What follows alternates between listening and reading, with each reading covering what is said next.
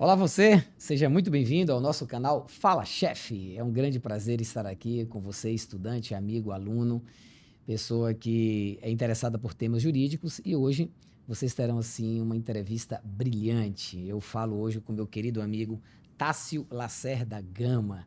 Uma das grandes bênçãos que tive na minha vida foi conhecê-lo, ainda em tenra idade, ainda um garotinho. O rosto continua ainda de menino de 30 anos, mas é uma sabedoria acumulada aí que a gente dá 70 anos de idade pela sabedoria.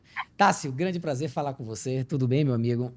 Harrison, meu Isso, meu irmão, irmão. satisfação a minha. Sei o que tem que dizer Fala Chefe para você, amigo querido. Já Já são são algumas algumas décadas décadas aí aí que a que a gente se gente se conhece, conhece, tem tem oportunidade oportunidade de de colaborar colaborar e e estar estar junto. E junto. E sabe sabe aquela aquela satisfação satisfação estar estar aqui aqui com com você e você com e os com seus seus ouvintes. ouvintes. Obrigado, obrigado, obrigado. Para quem não conhece, Tássio é professor de Direito Tributário da PUC de São Paulo, um extenso currículo, é livre docente também por esta mesma universidade. O Tássio, ele é um dos advogados mais admirados do Brasil. Se você notar a quantidade de premiação, ele figura todos os anos entre todas as premiações nacionais e internacionais na advocacia tributária. É um baiano que se destaca na capital financeira da América Latina. Foi para lá ainda muito jovem, não é isso, Tássio? Vim para cá com 23 anos. Com Me 23 formei, anos. a festa de formatura foi em fevereiro, eu entrei no mestrado em junho e mudei Mudei logo para logo para cá. cá. Quase não Quase não tive tive vida de vida de advogado em advogado em Salvador, Salvador, mas mas conservo conservo meu meu ABB ABB até até hoje. hoje. Maravilha, maravilha. Na sua história, tem um dos fatos mais interessantes, porque você se tornou sócio, eu diria, de uma das maiores figuras do nosso país, que foi, ao mesmo tempo, titular da USP e da PUC em Direito Tributário, o nosso querido professor Paulo de Barros Carvalho. Foram muitos anos de sociedade, não é isso, Tássio? Foram. Na Foram. Na verdade, é uma verdade, é uma história história curiosíssima. Eu curiosíssima. Eu conheci o conheci o professor professor Paulo no Paulo no IBET IBET Bahia, Bahia, no no século século passado. passado. Fui um Um almoço almoço com com ele ele no no antigo antigo Trapiche Trapiche Adelaide. Adelaide. Sei. Falei que ia fazer mestrado com ele. Ele olhou para mim e falou: vai ser um prazer te receber em São Paulo. E me dediquei muito. Consegui ser aprovado numa época em que eram 190 candidatos para 10 vagas. Tá zorra. Imediatamente chegando em São Paulo, grupo de estudos, depois assistente no IBET, assistente no COGEAI, aí fui ser assistente dele no mestrado e doutorado da USP, depois mestrado e doutorado da PUC, 10 anos como sócio. É meu sócio até hoje, porque todas as ações que a gente tinha em conjunto, a gente continua tendo. Continua tendo. Fez um modelo diferente de cisão, eu saí com o meu grupo, mas a gente continuou tocando a advocacia em Eu conjunto e tendo uma vejo. relação produtiva, assim. Eu vejo, vocês continuam muito próximos, diversos eventos que você faz, inclusive para quem quiser ainda conhecer um pouco mais do Tasso, ele é presidente do Instituto do Tributo Aplicado, IAT, Instituto de Aplicação do Tributo. O É. IAT é um instituto criado tem uns 4 para 5 anos, né, Tássio? Não, ele foi um instituto de pesquisa. Ah, é, Tássio, eu só lembro dos Isso eventos que você fez. Congresso, exatamente. Hum, Os eventos são mais recentes, mas ele já é um instituto de pesquisa que desenvolveu uma série de estudos, por exemplo, lá atrás a gente trabalhou na lei do futebol, a gente trabalhou no marco brasileiro de incentivo ao desenvolvimento científico e tecnológico, a gente trabalhou em tributação e infraestrutura, tributação novo processo, uma série de projetos, todos estão lá no site, e a gente deve publicar uma série de coletâneas desses trabalhos, coletâneas históricas, né? Porque a gente produz maravilha. coisa que precisa ficar à disposição de todo Claro. mundo. Não, eu acompanho a newsletter mensal do IAT, eu recebo no meu e-mail, automaticamente divulgo para todo mundo que é do meu rincão aqui de conhecimento, passo para alunos. Está de parabéns pela Legal. coletânea que você faz mensal dos melhores julgados, dos melhores temas em matéria de direito tributário. Obrigado, obrigado, viu, querido? Beleza. Deixa eu te falar, gente, eu tô aqui com o Tássio. O Tássio é uma presença marcante em todos os eventos tributários de ponta do país e também no âmbito internacional. Vez ou outra a gente liga para ele, ou tá na Europa, ou tá em algum país aqui da América Latina palestrando, porque todos gostam de lhe ouvir, Tássio, a sua concatenação de ideias, a sua coerência, a sua lógica, a sua eloquência. Você tem uma oratória assim irretocável e todos somos muito fãs dos seus trabalhos. E eu notei uma assiduidade sua muito grande agora no tempo da reforma tributária. Um tempo você foi falar na Câmara de Deputados, outro tempo falar no Senado Federal, e o tempo todo as pessoas te ouvindo para falar sobre a reforma. Eu começo com aquela pergunta geral e ampla. Uma visão geral da reforma tributária. Você entende que a reforma que está vindo realmente é uma reforma boa para a economia brasileira, Tássio, e para os contribuintes? Amigo, veja só. ela é uma reforma boa para alguns contribuintes e uma reforma ruim para outros contribuintes. Mas a gente tem que, antes de saber se ela é boa ou ruim, a gente precisa ter noção do momento que a gente está vivendo, de como foi feita essa reforma, até porque, historicamente, todas as reformas brasileiras tiveram contra-reformas. Então, para a gente entender como se fez essa reforma, por que ela aconteceu e a relevância dela, a gente precisa entender isso para dizer o seguinte: aquilo que não está bom, como a gente melhora? Tá? Ficar calado, ficar distante, resmungando, não faz mudar nada. Perfeito. Então, o primeiro ponto é esse. Poucos países do mundo têm a condição, dentro de uma normalidade institucional, de conduzir uma reforma de proporções tão significativas. E por que isso aconteceu? Porque a gente tem uma revolução não tão silenciosa que aconteceu nos nossos meios de comunicação. Então, nós saímos de uma sociedade impressa, de meios de comunicação em massa, entramos numa sociedade onde a esfera pública acontece nas redes sociais. Né? Então, os julgamentos acontecem nas redes sociais, os grandes debates nacionais acontecem nas redes sociais. Então, de certa forma, participar das redes sociais é uma grande maneira para você alcançar grandes parcelas da população brasileira e é uma maneira também de conseguir transformações. Né? E isso não é novo, isso não é especificamente do tributário. Nós tivemos um movimento como esse, por exemplo, na época da reforma da Previdência, nós tivemos um movimento como esse, talvez a reforma do processo tenha sido uma das últimas que aconteceu de forma ainda um pouco mais silenciosa, embora tenha acontecido muitos eventos, muitos acontecimentos e tal. Então, assim, o que aconteceu? Foi um grupo, pensou um modelo e foi conquistando outros grupos, e isso foi difundido não como tradicionalmente se fez, dentro de gabinete. Há uma parte da reforma que aconteceu dentro de gabinete, há uma parte muito expressiva da reforma que aconteceu em seminários, de uma forma ampla. Entendeu? Isso atravessou governos.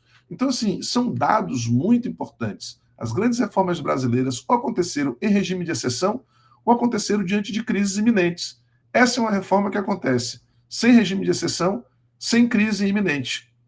Ela é boa para todo mundo? Não, ela não é boa para todo mundo. Tá?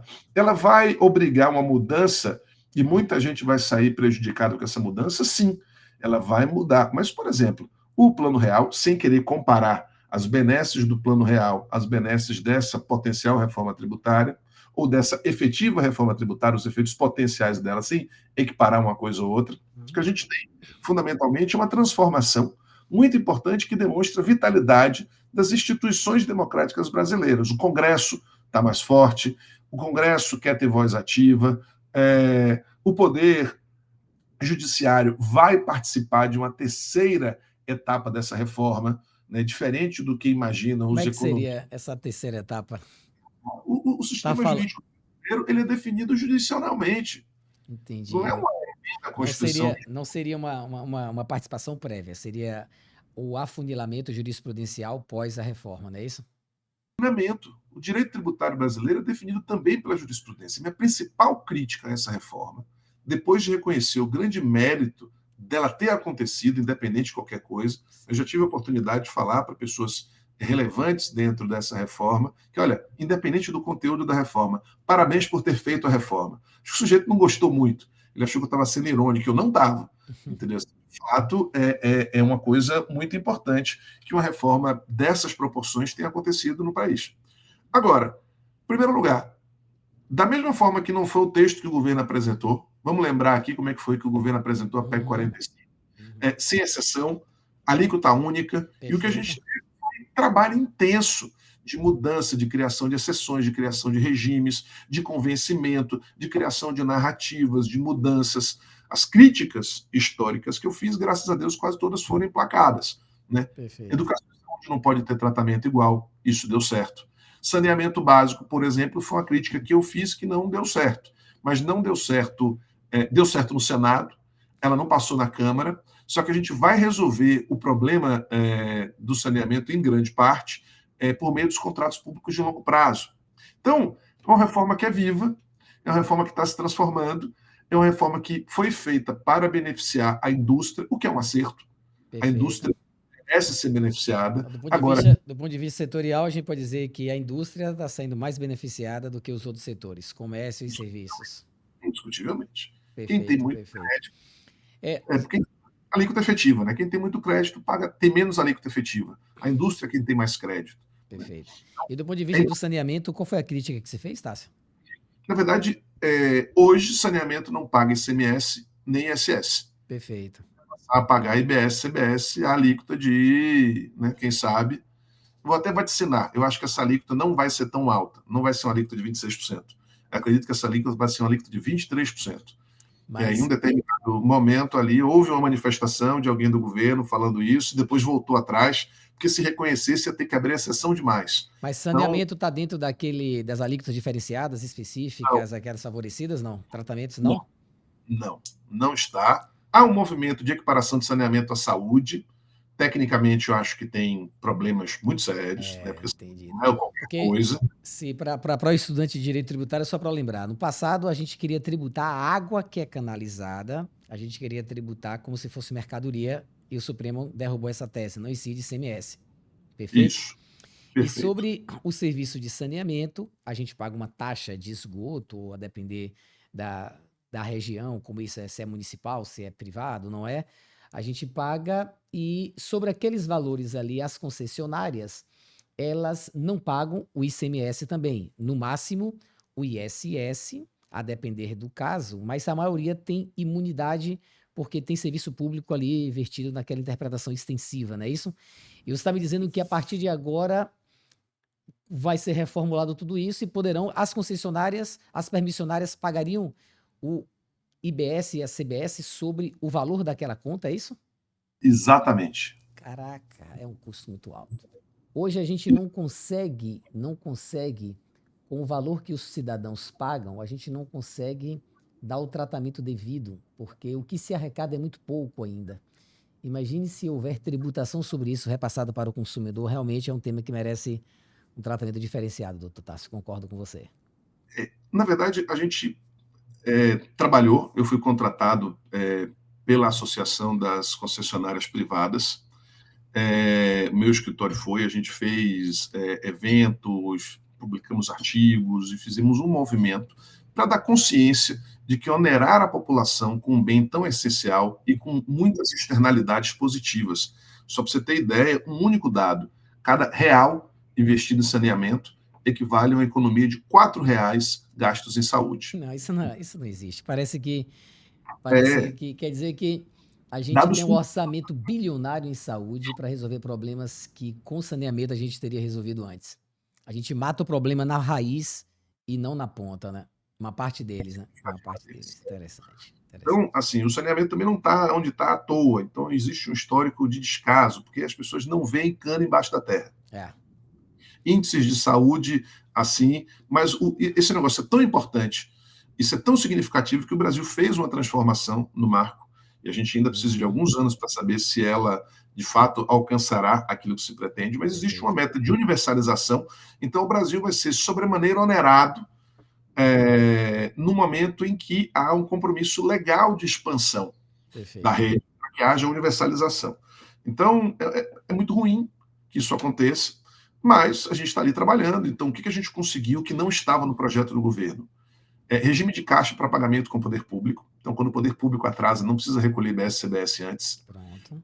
Bens de capital que vão ser desonerados, e a gente está trabalhando para que seja uma espécie de REID, né, aquele regime especial para a construção de infraestrutura permanente, em cima dos investimentos de infraestrutura. A questão é o alcance da definição de bem de capital, né? É o investimento que você faz. Então, quando você recebe água na sua casa, existe um investimento, às vezes, multibilionário numa estação de captação de água, de tratamento de água, de transporte de água, depois de limpeza do resíduo. Isso é uma operação muito complexa, né, que Entendi. demanda investimentos de 20, 25, 30 anos, tudo isso vai ser onerado, mas, em compensação, o ônus não recairá especificamente sobre quem está disposto a fazer esse investimento, ele vai ser repassado por preço. Aí E aí, complica. os meios de fazer isso é que, de certa forma, ficaram mais pavimentados com essa atuação. Esse é mais um caso. Outro caso, por exemplo, é o do futebol. Entendeu? As pessoas ficaram meio indignadas. Poxa, por que futebol vai ter tratamento especial? Isso é uma grande pergunta. Se a gente vivesse no mundo ideal onde todos pagassem tributo, não faria sentido mesmo. Acontece que o futebol brasileiro não paga tributo há 100 anos. Então, um regime onde pague alguma coisa Já é alguma coisa. já é, e você possa profissionalizar o futebol brasileiro. Né? A gente tem aí o exemplo do nosso Bahia, que está passando por uma transformação interessante e tal. Então. E, Otácio, por falar nisso, falando aqui de um tema tão sensível que é saneamento, a gente pode dizer então que a reforma tributária e o seu olhar com a regressividade parece que não está sendo tão efetiva, então, doutor Tássio? Olha, eu tenho uma posição que me foi passada pelo professor Roberto Mangabeira Unger. Né? Eu tive a oportunidade de trabalhar com ele esse semestre em Harvard, semestre passado, né? Eu fui assistant research dele lá em Harvard, e ele disse umas coisas, tem certas coisas no mundo que são paradoxais. Tá. O imposto sobre a renda, ele não tem a capacidade de arrecadação do imposto sobre consumo. Uhum. Tá? O Brasil não tem tanto rico, né? Mais do que isso. Tá? Os Estados Unidos tem muito rico. Uma a cada 14 americanos é milionário. A arrecadação de tributo dos Estados Unidos está na ordem de 21%, 22% do PIB. A arrecadação média dos países europeus está na ordem de 33% do PIB. Com imposto de renda. Baseados em IVA. Você tem esse dado no Brasil, Tássio? Qual a equivalência do imposto de renda e PIB? Não, eu sei que em termos comparativos... É menor, bem menor. Eu não estou falando disso, não. Estou falando o seguinte: incapacidade total de arrecadação do Estado. Tá. O Estado americano arrecada 22% do PIB. Os europeus, 33% do PIB. O que significa que os europeus conseguem arrecadar 11% a mais em termos percentuais do PIB. É quase 50% da arrecadação dos americanos. Perfeito. Isso, os europeus têm o dinheiro para dar educação de graça, saúde de graça. Por isso que o IDH europeu é maior do que o americano. Por isso que os índices de violência e desigualdade europeus são menores que os americanos. Perfeito. Então, veja, o mundo não é tributário. Então, ter um tributo regressivo não significa que isso é pior quando você considera o todo. Então, é um discurso que tem apelo político. Tá? Os políticos adoram falar de tributar o degrau de cima e tal. Assim, a gente tem uma certa coisa de um certo populismo tributário. Analisando do ponto de vista especificamente tributário, falar da regressividade é ruim, mas o mundo não é tributário. Às vezes, um tributo regressivo torna o país com mais capacidade de investir como um todo. E você, como um dos principais autores de direito financeiro do Brasil, sabe que o poder de gasto, às vezes, é muito superior do que o poder indireto de arrecadação. Né? Perfeito. Agora, aquele velho problema que a gente disse, que da regressividade do sistema, no sentido de onerar quem tem menor capacidade econômica. Mais cedo você falou sobre tributação em relação ao saneamento. Você acha que esse velho problema que a gente tentou resolver, ele de um certo modo está amenizado ou ainda continua candente? Eu vou dizer o seguinte, isso é altamente impopular. Sei. Não só é regressivo, como está correto ser regressivo, tá? Não é injusto ser regressivo, e você pode diminuir os efeitos da regressividade com gasto direto na ponta. Perfeito. É impopular. É um tema, merece aqui um breaking news, viu? Então, embora sendo regressivo, não é de todo ruim ser regressivo. Porque quando a gente fala da regressividade, nesse jargão, eu diria mais popular, significa que quem ganha até um salário mínimo, 2 salários mínimos, consome quase todo o seu valor com a renda, ou com consumo, e a tributação mais alta no consumo. Então, quem paga mais tributo é quem ganha menos. E agora você está dizendo que isso não é de todo ruim. E aí, se você puder nos explicar com outras palavras. Vou te dizer o seguinte, o Brasil teve um aumento de arrecadação tributária na década de 90, de uma tributação em termos percentuais de PIB, próxima à tributação americana, de 21%, 22%, que é uma tributação compatível com os países que concorrem com a gente. Ok. Graças à mudança para a tributação sobre consumo, especialmente criação de todas as CIDs, PIS/COFINS não cumulativo, e aí vou te dar o dado mais significativo, redução do IR, mas não foi uma redução indiscriminada, foi uma redução de alíquotas com uma enorme redução de dedução. Então a gente fez um IR flat. O que a gente tinha na década de 90? Everardo Maciel aí. Everardo Maciel, genial, absolutamente genial. Tá? Absolutamente genial, nem sempre popular, em épocas de reforma menos popular do que jamais né? Mas é meu amigo querido e acho absolutamente brilhante. Perfeito. Então, ele conseguiu fazer no Ocidente um aumento de arrecadação sem paralelo e sem uma revolução. Não há paralelo em nenhum outro país ocidental com aumento de 50% de arrecadação em 7 anos, sem uma revolução armada. Perfeito, perfeito, Pelo perfeito. contrário, todos os nossos históricos de aumento de 5, 10, 15, 20% desencadearam as grandes revoluções do mundo. A gente tem um Perfeito. fato pouco estudado na história brasileira disso, que foi o quê?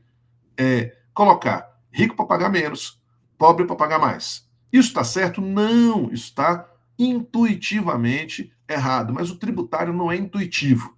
O tributário é factual, né? Perfeito. Graças a essa mudança, o Brasil passou a ter uma coisa chamada saúde financeira, e com a saúde financeira o real vingou. É a diferença entre Brasil e Argentina, é a diferença entre Brasil e Venezuela, é a diferença, é a semelhança do Brasil com África do Sul, com Rússia, com China. Você está aí, Tô Harrison? aqui, tô te vendo. Uma sumida.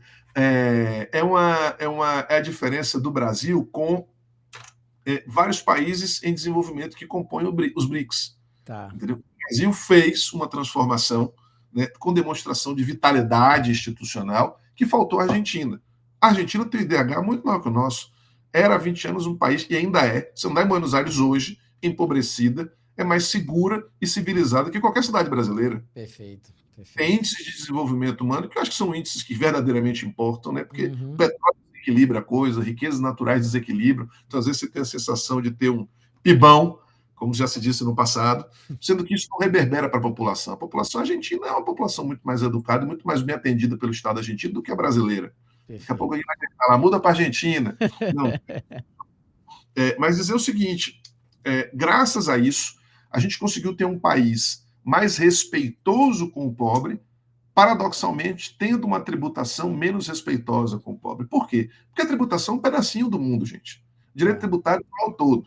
Tá. Entendeu? O direito tributário é um pedaço do mundo, entendeu? E é um pedaço lateral. Entendeu? O que promove desenvolvimento não é tributação. A tributação pode contribuir para o não desenvolvimento. Mas o que gera atividade econômica é atividade econômica. O que gera dinheiro é gasto.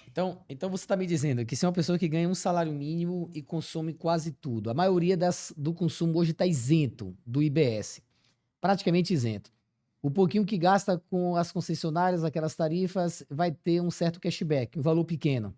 Então, não tem uma carga tributária assim tão elevada, porque a maioria vai para o consumo e boa parte do consumo, se for alimentação, está isenta, a outra parte não.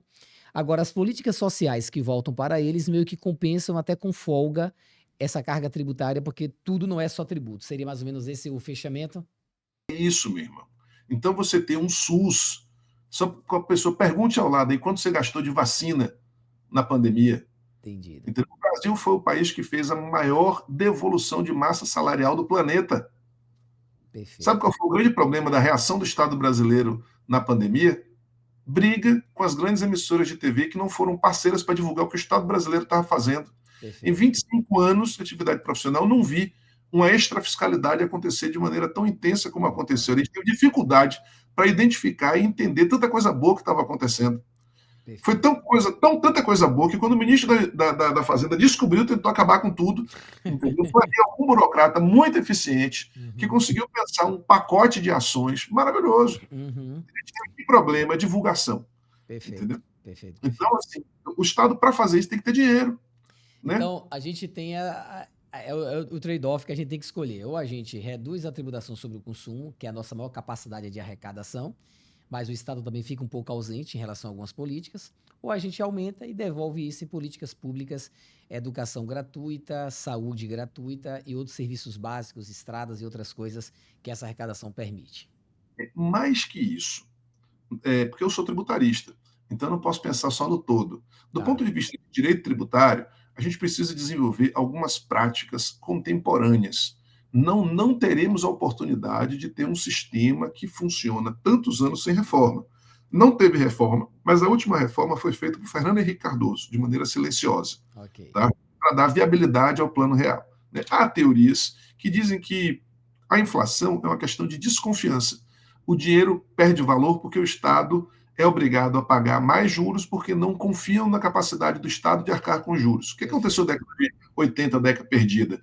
Porque o Estado brasileiro mentiu tanto a respeito das contas públicas e das contas das estatais que ninguém confiava mais no Estado brasileiro, até o ponto dele ter gerado um grande calote internacional, o que fez com que a inflação brasileira explodisse.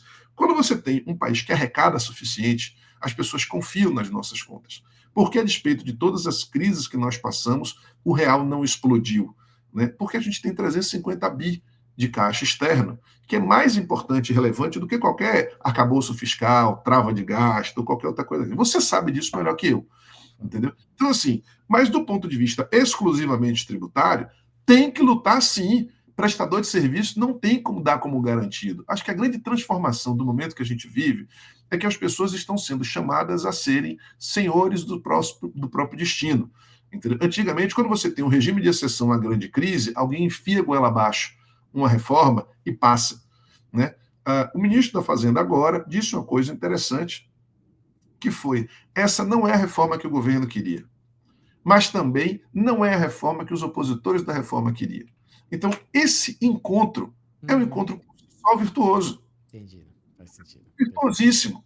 Então, eu participei de criação de exceção, de criação de fundamentação de exceção, de como é que você se comunica. Quando você está aqui conversando com você, que é um técnico, que tem um público que estuda, é um tipo de conversa. Quando você tem 8 minutos para passar seu recado para um grupo de senadores, é outra conversa. Perfeito. Quando você Perfeito. precisa se comunicar com as assessorias, é transformar todo o seu discurso numa folha de papel, onde o cara Perfeito. tem a ideia de tudo que está em jogo ali, e às vezes você tem que trazer a complexidade de um setor multimilionário, como o setor de saneamento, como o Perfeito. setor de futebol, como o setor de saúde, como o setor de saúde coletiva, como o setor de muitos outros. Né? A gente que andou muito, o Congresso Nacional virou uma romaria de empresas e setores indo trabalhar. Eu trabalhei muito nisso, inclusive abrindo mão de coisas muito mais rentáveis dentro da minha advocacia, mas Perfeito. porque é um momento especial. Né? Perfeito. E uma coisa Concordo. que eu aprendi com o professor Mangabeira, a gente tende a estudar direito como objeto estático, né? Especialmente a formação analítica.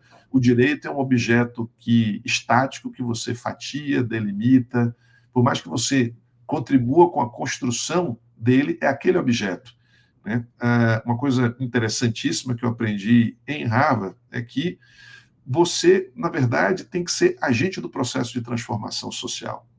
Coisas que a gente estudou aí e ouviu também na Universidade Federal da Bahia, e que espera-se daquele que lida especialmente com as ciências humanas que participe do processo de transformação. Concordo plenamente. Eu que gosto muito do direito financeiro, eu vejo isso. Eu tento incentivar todo aluno. Cara, não tem solução fora da política. A gente tem que escolher supostamente o menos pior para estar lá dentro, mas a gente tem que participar, velho. E Tem que debater, escrever concordo, artigo. Nossa trincheira é essa, concordo, entendeu? concordo, A concordo, trincheira da palavra, concordo. entendeu? Do argumento. Você tá, não sei se você tá sentindo, Tassi, mas assim, ela tá dando uma certa demorada no Senado, ela tá um pouco parada, ou... Porque assim, dizem que teve muito assodamento no caminhar da reforma. E não se sabe se algo tão, eu diria, tão disruptivo poderia ser aprovado com aparentemente tamanha velocidade. Não as discussões, eu diria, dos princípios da reforma, mas algumas coisas específicas que foram alteradas ali, meio que muito rapidamente. Mas assim, ela no Senado, ela está sendo acomodada, está sendo mais discutida. Você tem informações recentes dela, meu amigo?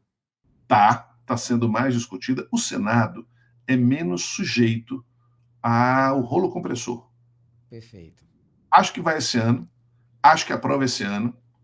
Não é por nada, é porque isso não está sendo assodado por acaso. O assodamento não é por falta de reflexão, o assodamento é estratégia. Se setores desorganizados e dispersos, como o setor de serviço, né, que você tem lideranças pontuais, um brigadão da vida, pessoas que lutam ali, né? Mas uma coisa é uma pessoa, uma instituição. Outra coisa é quando você pega outras instituições com setores muito mais poderosos que envolvem a imprensa inteira. Aí você começa a ter grandes jornais numa direção só, batendo, batendo, batendo, numa só direção. É complicado. Entendo, entendo, Então, assim, entendo. está indo rápido, porque quem é para ser beneficiado por essa reforma já está sendo beneficiado, Ok. já fez as contas, nem está indo no Congresso chorar. entendeu? Já tá numa lei superior, meu irmão. Tem coisas que já estão na Constituição e aí pronto. Agora tem setores que não entenderam, não souberam fazer conta, entendeu? Estão pedindo coisas absurdas, Eu sei. vão se dar mal, ainda nem sabem, mas assim, estão na ignorância, achando, Perfeito. não, nós vamos conseguir, eu estou com fé. Eu falei, meu Deus do céu, com este grau de desinformação, ocupa uma posição tão importante, entendeu? Entendido, entendido, entendido. Ô, Tássio, e outro tema que me é muito caro, até por eu gostar também do direito financeiro e ter notado nas suas últimas palestras, você também envolto por esses temas, um pouco do federalismo e seu potencial abalo com a reforma tributária, Tássio. Você sente que, de um certo modo, as unidades autônomas, política, legislativa e financeiramente sentirão abalo com a reforma estados e municípios ou de um certo modo, o que importa para o município é o dinheiro que ele entende, que ele recebe. Pouco importa se vem da minha fiscalização ou da União. Melhor que eu nem fiscalize, melhor que venha do Estado ou da União, porque eu não teria o desgaste de, na ponta, estar fiscalizando o meu contribuinte. Você acha que vai ter impacto ou não? Qual é a sua sensação, amigo?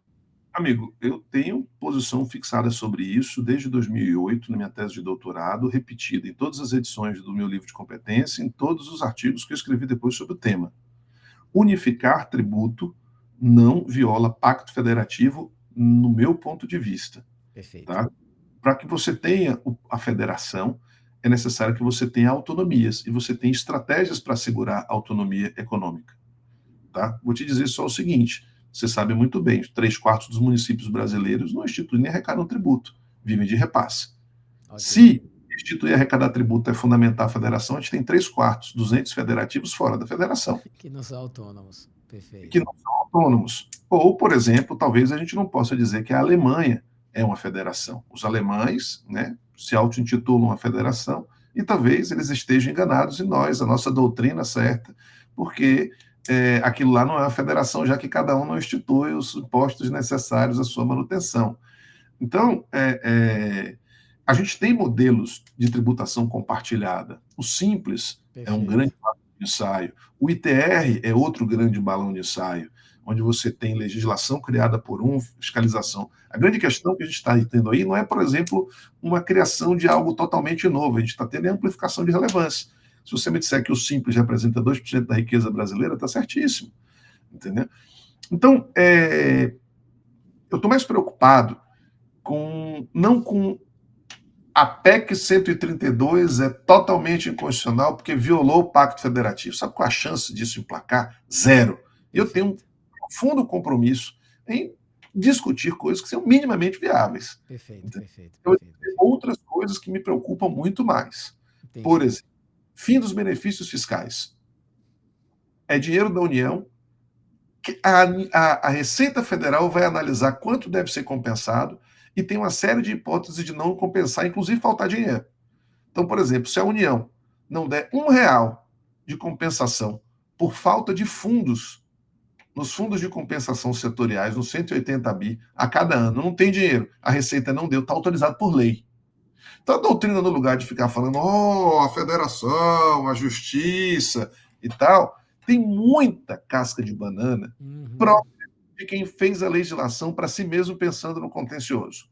Aí Entendido. eu acho que tem uma fronteira de debate gigantesca, indo por Entendido. menor, entendeu? Então, isso viola o Pacto Federativo. Perfeito. É você tirar do ente que deu a possibilidade dele entender quanto deve ser compensado. Isso aconteceu do nada? Não, isso é uma solução pragmática. Por quê? Porque, historicamente, Estado e município gastam muito mal. Perfeito. O ICM era uma máquina de arrecadação, entendeu? Deixou de ser, por quê? Porque a política de desenvolvimento regional brasileira foi feita em cima da não cobrança do ICMS nos últimos 30 anos. E sem qualquer vinculação com desenvolvimento, com empregos gerados, tudo só no papel, mas na prática zero, né? Olha, alguma até. Ok. Se você analisa o que era o Brasil, eu falei disso na Receita Federal, semana passada no Congresso da Receita. Gente, nós já tivemos um país com tributo sobre consumo, alíquota única, sem possibilidade de incentivos regionais, que foi justamente o ICMS que a gente tinha antes de Originalmente. 1988. E aí, vamos lembrar o que era? Rio, São Paulo, recebendo enormes afluxos migratórios de populações que não tinham indústria, comércio, serviço nas suas respectivas regiões. Graças a esse modelo torto, em alguns casos ilícito, houve distribuição de indústria. Tem indústria na Bahia, tem indústria em Sergipe, tem indústria. E o instrumento de descentralização da atividade econômica está sendo extinto. Ele pode ser extinto? Houve decisão do poder constituinte derivado de fazer uma extinção. Beleza. Agora, se não tiver um plano, a gente vai voltar a ter o que a gente tinha antes da Constituição de 88. Então, assim, há processos muito significativos. Agora, a gente pode dar um salto. Essa quantidade de dinheiro que está sendo prevista, por exemplo, e aí, uma outra coisa que me parece ser muito importante, a gente precisa voltar a ter Banco Regional de Desenvolvimento. Capitalismo depende de capital. A gente precisa ter BNDES regionais. Dá uma reflexão, amigo. Quem me chamou a atenção para isso foi o professor Mangabeira Unger. O Nordeste não tem uma instituição nordestina de fomento ao desenvolvimento. O Desembaí é muito pouco. Desembaí aqui a gente tem Sudene, mas também não tem essa capilaridade financeira tão grande. A Sudene é federal. É federal, eu concordo. A região do Nordeste, como a Sudã, é criada para o Norte, mas o Banco do Nordeste é federal, a Sudene é federal. Então a gente não tem os próprios entes cuidando do seu desenvolvimento com aquilo que é fundamental para o capitalismo. Capital. Entendido. É uma super oportunidade. E a gente... Entendi. E deixar os estados serem desenvolvidos pelas suas aptidões naturais me parece também não ser um caminho, eu diria, de fácil desenvolvimento. É difícil. Olha, estranho, né? Mas isso é muito Faria Limer. Isso é muito olhar só para o próprio umbigo, é não entender o Brasil, é não viajar o Brasil. Tem muitos estudos hoje que demonstram que só a indústria promove efetivo aumento da qualidade de vida. Você tem que ter indústria, entendeu? Vocação regional. Precisa ver se a população de Goiás, que é uma potência na indústria farmacêutica hoje e na indústria automobilística, está disposta a voltar a ser uma população agropastoril, que é a sua vocação original, entendeu? Perfeito. Putz, bom demais. Meu queridão, caminhando aqui para um encerramento, eu queria só ouvir de ti rapidamente. Eu anotei aqui vários tópicos, porque ouvi-lo sempre é muito enriquecedor. Mas bora falar um pouco aqui sobre sonegação e a reforma tributária. Segundo os dados, eu diria assim por cima, o Brasil, do dinheiro arrecadado e desviado, daria em torno de 40 bilhões ano. Mas do dinheiro não arrecadado pela sonegação, a gente multiplica isso por 10, ultrapassa quase 400 bilhões ano. A gente sabe que tributo bom é tributo arrecadado. E a reforma tributária veio melhorar essa sistemática através do split payment. E você, como estudioso da área, enxerga... Primeiro, eu quero saber de você a viabilidade, beleza? Se a gente conseguiria realmente, na sua concepção... Aí, porque isso envolve o dinheiro em papel, envolve o Drex, envolve um monte de coisa. E se for para realmente evitar a sonegação, ótimo. É muito bom o tributo ele ser, eu diria, a eficiência arrecadatória melhora. Quando todo mundo paga, você pode até futuramente, e a Constituição na reforma veio com isso, dizendo que se a gente arrecadar mais do que está previsto hoje, lá em 2033, 2035, a gente vai reduzir a alíquota de referência, porque a finalidade eu diria, melhorar o ambiente de negócios com baixa tributação. Mas fala um pouquinho para a gente aí, relação da sonegação com o split payment. Você acha que essa medida vai emplacar? Amigo, olha, a gente já tem alguns balões de site, tem que aprender com a gente mesmo.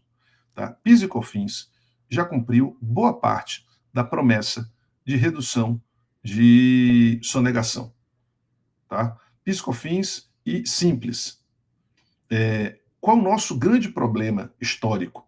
A não revisão frequente. O Brasil precisa ter um conselho para discutir revisões anuais da tributação. Não pode passar 30 anos para revisar. Tá? Vou te dizer uma coisa também contra-intuitiva. O PIS e COFINS foi um tributo criado em cima de demandas concretas e de problemas reais. Ele não foi uma solução buscando problemas. Ele foi uma solução para alcançar problemas. A frase de Everardo Maciel, já ouvi isso uma vez dele, é maravilhosa. E o que acontece? A gente tem um tributo que dispensa a nota fiscal, que tem base mais ampla, dispensa a nota fiscal. Quando você entra num tribunal estadual, 80% dos problemas estão relacionados a crédito inidôneo, nota fiscal inidônea e tal.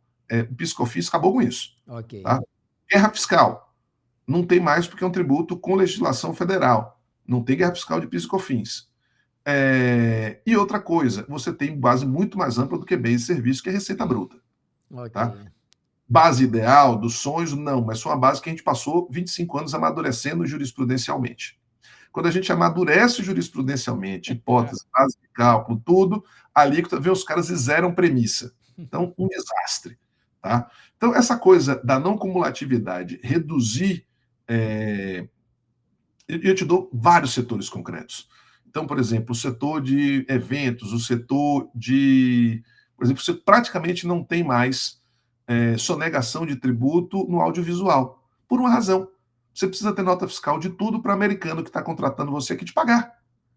Então, todo mundo tem sua PJ, todo mundo emite nota e todo mundo dá crédito. MEI dá crédito, Simples dá crédito, todo mundo precisa desse crédito para você fechar a conta, senão o americano não te paga o que não tem nota fiscal. Então, isso é real. Isso já foi uma transformação. Então, por exemplo, você tem um show, festival de verão na Bahia. Você olhar, quase não tem mais dinheiro. Todo mundo passa por aquelas maquininhas para comprar um crédito para comprar em outro lugar. Isso acabou sua negação aí dentro. Então, Perfeito. tecnologia, inteligência, amadurecimento, transformação mês a mês. Sonegação é que nem unha. Tem que cortar toda semana. Entendeu? Um outro lugar que a gente não está vendo. Split payment, o nome, primeiro, muito cafona, né? Divisão de pagamento, acho mais charmoso, esse negócio de ficar botando termo em inglês, como a gente tem Facebook, Instagram, aí virou moda, split payment, virou péssimo. Mas, tirando isso, que é sinal da minha idade, coisa de velho, entendeu? Divisão de pagamento, por si só, não é problemático. Tá? Ele concretiza tecnologicamente a tese do século. Esse dinheiro de um, dinheiro de outro. O problema que não existe no resto do mundo, que já foi condenado por Rita Della Fera, por isso que ela sumiu, deixaram de trazer a Rita para cá, não sei se você observou, brilhante, inspiradora, então de uma hora para outra ela desapareceu. Por quê? Porque ela falou que no resto do mundo não existe isso. A galera acabou com isso já, né? Que é você condicionar tomada de crédito a efetivo pagamento. E aí, se você compra a prazo, você só toma crédito ao longo do prazo. Sabe o que vai ter? Um inchaço nos fundos de recebíveis. É todo mundo ceder, todo mundo pagar ICMS no fundo de recebíveis para dar crédito logo, todo mundo operando com desconto. A maneira de se tributar nesse Brasil vai mudar completamente. Eita zorra, não tinha pensado nisso. E com benefício fiscal de IR, tá? Vamos pagar IR lá na frente, afinal de contas, a receita não é minha, é do meu fundo cativo aqui e tal. Micro e pequena empresa. Não precisa ir longe. Olha na Índia. Vão dizimadas, micro e pequena empresa. Por quê? Porque você não sabe se o cara tem governança para pagar todo mês crédito. Via da dúvida, compra de quem? Do fundo. Que o ICMS já está pronto e o crédito já está pago. Se isso é assegurar neutralidade, nada mais é desviante da neutralidade do que isso. Então, as decisões vão ser tomadas pautadas nisso. Em fundos concentrados aonde? Em Eunápolis, Não. onde você mora. Onde Entendeu? você mora hoje, meu amigo? Entendeu? Onde tem dinheiro circulando, cara? Isso é interesse porque os bancos não financiaram essa reforma à toa. Digite na internet. A Febraban é a favor da reforma tributária? Sim, sim, sim. Aí, se você encontrar assim, a Febraban critica a reforma tributária, é contra a reforma Não, pelo tributária. contrário, eu vi um dia os técnicos falando do desenvolvimento desse software que vai fazer esse split, e eles estão todos focados nisso. É 100% do dinheiro brasileiro circulando pelas instituições bancárias que vão cobrar um dinheiro por isso. É verdade. Elas vão demorar 3 dias para devolver um crédito. Ou seja, o Pix é imediato, mas o crédito devolve em 3 dias. Doutor Então, assim, Tássio, eu vou bater um papo contigo só sobre essa questão dos fundos com muita intermediário. Esse tema fundo é gostoso. é um planejamento que a gente já coloca aqui no escritório há mais de ano, entendeu? Está entre os itens aqui a A serem prateleira, né? na prateleira, entendeu? E é um grande tema, como muitos Gostei, outros vão surgir. gostei desse, gostei dessa fala, gostei demais. Como muitos outros que vão surgir. Então, assim, quando você me pergunta, voltando à sua primeira pergunta, a reforma tributária é boa ou ruim? Para banco vai ser ótimo, para a indústria paulista vai ser muito boa, para o funcionário da indústria baiana sem incentivo tributário vai ser bom, vocês me contam daqui a alguns anos. Mas significa que Entendido. tudo é ruim? Não. Não, eu sei, eu sei. Espaço para surgir o Banco Baiano de Desenvolvimento de novo, a gente já teve no passado, entendeu? Vai ter espaço para rearranjos institucionais, é a famosa destruição produtiva. o que a gente tem hoje como forma de atrair investimento vai ser mudada radicalmente, a gente pode sair daí com coisas melhores. O Brasil é muito pujante. Eu Verdade. sou muito confiante no Brasil, não pelo efeito da reforma, mas pela nossa criatividade, Maravilha. nossa juventude e nossa vontade de fazer acontecer. Maravilha. Tássio, eu agradeço muito seu tempo, sua atenção. E dado que o nosso público gosta muito de ouvir assim pessoas tão inteligentes como você, eu lhe diria assim, olhando para os nossos jovens que se formam, somos quase 2 milhões aí de advogados, 3 milhões de bacharéis em direito, e você conseguiu construir uma carreira brilhante, brilhante. O que é que eu poderia ter de conselho do meu amigo Tássio para. E aí, você que todo dia lida com estudantes, muito mais da pós-graduação, e não sei se você percebe essa ansiedade cada vez crescente nos nossos alunos. O que é que. Quais palavras de encorajamento, Tássio, você geralmente compartilha com seus alunos para se inspirarem em carreiras tão brilhantes, incluindo aí a sua, amigo? Estudem, estudem, estudem, trabalhem, trabalhem, trabalhem, que vale muito a pena. Perfeito. Eu noto, um dia te encontrei no aeroporto em São Paulo e vi que você tem leituras, eu diria, transversais, não apenas da teoria do direito.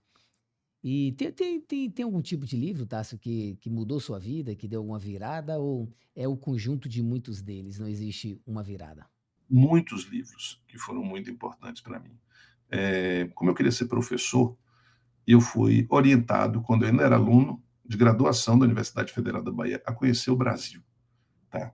E aí você tem caras muito bacanas, desde João Baldo, desde Jorge Amado, até um Gilberto Freire, Perfeito. em Casagrande Senzala, que mostram, não assim, recuse toda a versão negativa do Brasil. Não é que a gente é um lugar perfeito, é um lugar que precisa ser entendido com generosidade. Esses três autores, tá? João Baldo, Jorge Amado, Gilberto Freire, e mais recentemente, esse é o que eu recomendo com muita intensidade, né? Bom, tem um ou outro que vê o Brasil também com generosidade, mas assim, eu recomendo muito intensamente Jorge Caldeira, tá? Jorge Caldeira, não tenho dinheiro para comprar o livro dele, 500 anos de história da riqueza no Brasil, ou a biografia do Barão de Mauá. Você vai encontrar no seu smartphone entrevistas dele no Roda Viva, entrevistas dele em outros lugares, falando de como ele tem repensado a história brasileira a partir de dados. Tá? Maravilha. É muito importante que a gente tenha autoestima, é muito importante que a gente não seja derrotista, é muito importante que a gente acredite na nossa capacidade de trabalho e capacidade de mudar o mundo dentro das nossas proporções, dentro das nossas possibilidades.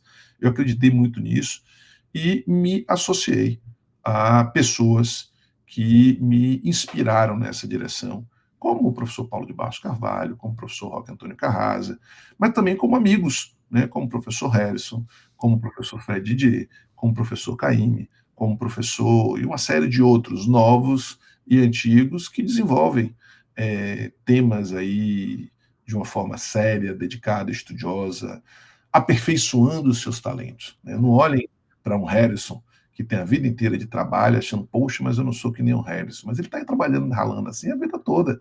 Então, rale também, que você pode não ser que nem ele, mas você pode ser uma coisa muito bacana do seu jeito. Muito melhor, não tenha dúvida.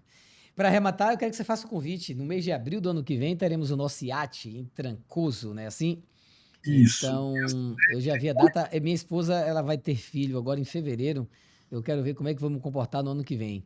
Mas o terceiro filho, viu, tá? Se você tem dois, né? Assim, Tenho dois. dois, Tenho né? dois. E aí, Dois. meu querido, mas eu queria que você fizesse o convite para todo mundo, porque ano que vem, gente, é um evento maravilhoso, num lugar bucólico, um lugar assim, fora da curva. Tanto é que teve paulistano que veio morar cá, né? Eurico de Sante, parece que deve ter conhecido a região e ele tá morando em Trancoso agora, salvo engano, né? Era habitué, por isso que ele é um dos entusiastas do nosso congresso, mas ele já estava lá antes, mas é um dos nossos grandes apoiadores, o Eurico. Maravilha, maravilha. Querido, longa data. Bom, todos convidados. Primeiro, para conhecer o Instituto de Aplicação do Tributo, institutoiat.org, tem o nosso site. A gente é uma instituição, nós somos uma instituição sem fins lucrativos, dedicada à identificação de problemas, propositura de soluções e participação para melhorar o sistema tributário nacional. Ao longo da pandemia, a gente viu que a tecnologia era capaz de possibilitar encontros inusuais, fora do lugar. fizemos um ato de absoluta insanidade, que foi organizar um congresso em Trancoso, onde eu tinha comprado uma casa para passar a pandemia. Acabou dando muito certo e a gente consegue fazer de uma maneira bastante colaborativa, porque Trancoso é caro, mas nem por isso a gente não deixa de ter alternativa, seja para quem quiser ir como estudante pagando muito menos, seja para quem quiser assistir virtualmente, onde os preços são bastante acessíveis. Temos um aplicativo com 50 horas em Full HD, de conteúdos de primeiríssima qualidade.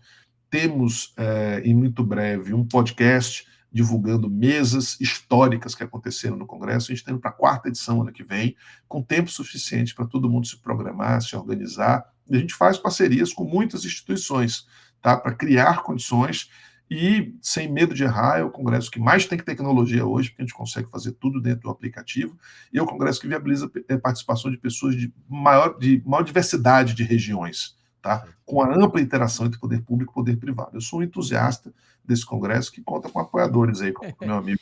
E eu posso confirmar tudo isso, estive lá, realmente é fenomenal. Você consegue reunir gente do Brasil todo no lugar, assim, ninguém consegue isso, tá? Parabéns pela sua grande capilaridade aí com todos os estudiosos do direito tributário brasileiro, viu?